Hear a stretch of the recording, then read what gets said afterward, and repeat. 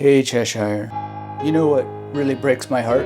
You mean you have a heart? Of course I have a heart. I have a heart to help each and every person who really wants to use memory techniques like the Memory Palace to learn faster and remember more. My heart is not only big, but magnetic for them.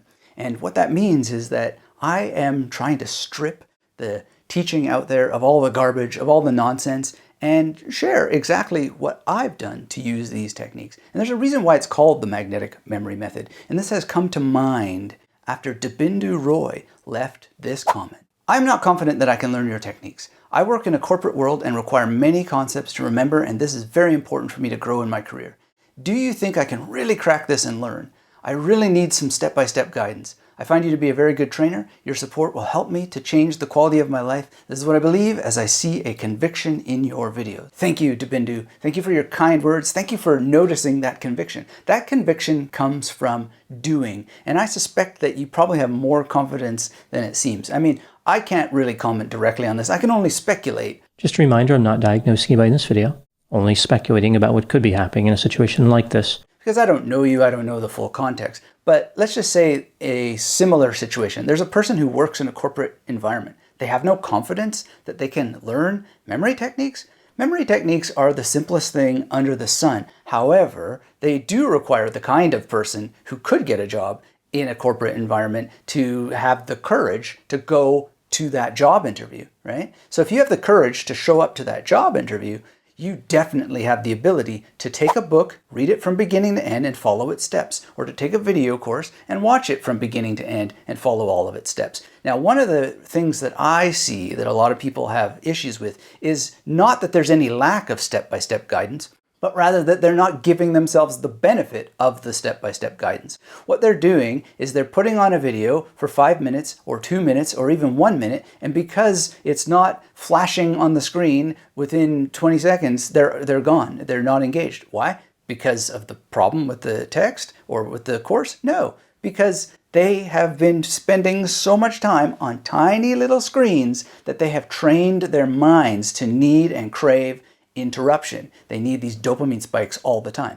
Now, if you could get a job in a corporate environment, I'm sure that you can absolutely overcome that problem. And if you really want that career that you talk about, that you mention in a case like this, then you're going to have to come to grips with this. You need to finish books from beginning to end. You need to finish courses from beginning to end. You need to follow the steps, because there is absolutely no lack of guidance of what to do and how to do it. So if you find me, or someone like you finds me, to be a good coach, trainer, and someone of conviction in this area, rest assured I struggle with this as well, because I too have to spend a certain amount of time on tinier screens. The world is just forcing it. It's not particularly smart, I don't think. There's benefits to everything, but there's also a lot of cons. So that's the number one thing that I would look at first, is if you're not able to complete a book and see the steps in it, then you probably have a problem that is very, very different than confidence.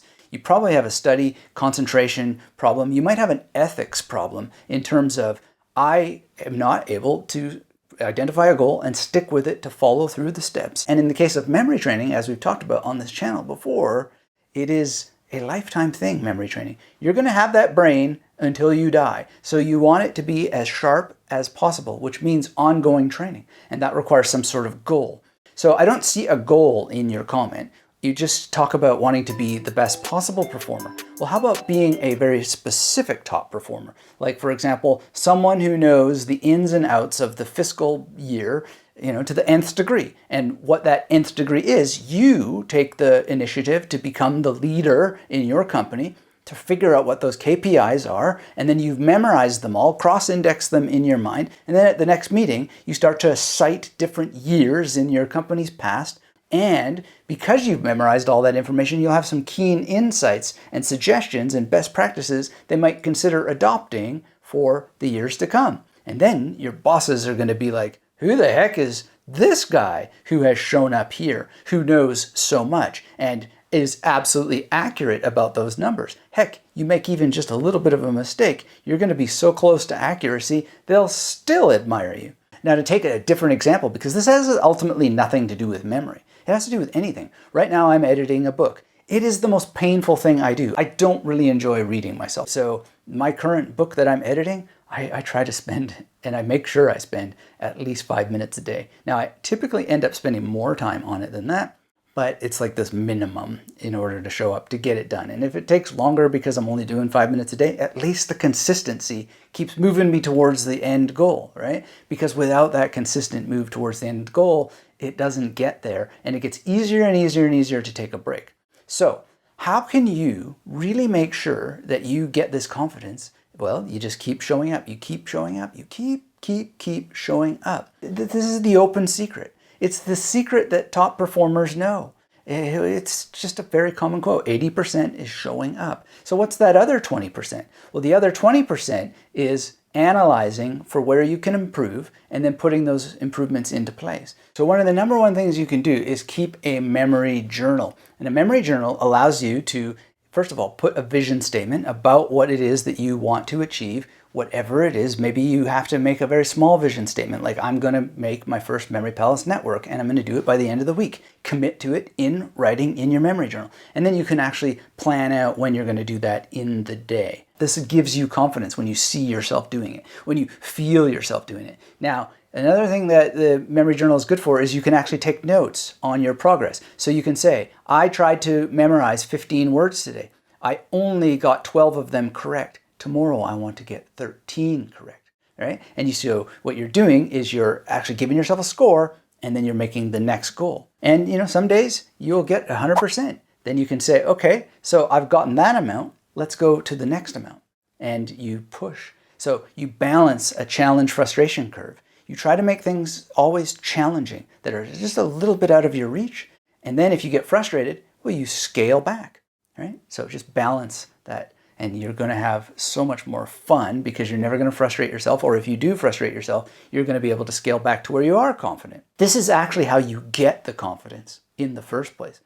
Now, one final thing that I'll suggest to you is if you want to build some confidence around certain aspects of the memory techniques, I encourage you to try a bit of mind mapping around the question of confidence itself. So how would that work? Just get a big old piece of paper. The bigger, the better, because a lot of problems that people have is they're trying to do things on tiny little screens, which limits the field of imagination. The bigger the field, the bigger you can imagine. I really believe that. And I don't think that, we need scientific studies to demonstrate the validity of that claim. Go out and look outside the world and see. Is it better to imagine the world when you can see the entire sky, or just a little picture on a little screen? Maybe I'm wrong. I'll be happy to be wrong about that, but I don't think you're going to prove me wrong anytime soon.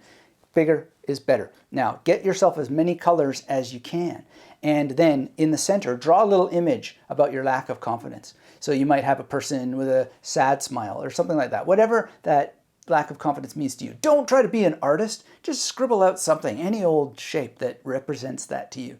And then make a little tendril and then think, what's the first characteristic of my lack of confidence? What is my fear? What is really my fear? How would I describe it? And then put it there. It might be, I don't have enough time, right? So you could draw a little clock or just put the word time. And then you move on to the next. I like to go in a clockwise formation, and I try to keep it to under 12 entries and then keep going. And you might find that actually I'm not as afraid of this as I thought. What was I doing? Why was I being so afraid? And then you stop and move on. And then maybe you do another mind map, which would be your strengths. What strengths do I have? Hey, I managed to get a job at a corporation. I must have some strengths. How did I do that? And then you mind map that out, and you get a visual picture in front of your very own eyes of what you've accomplished before.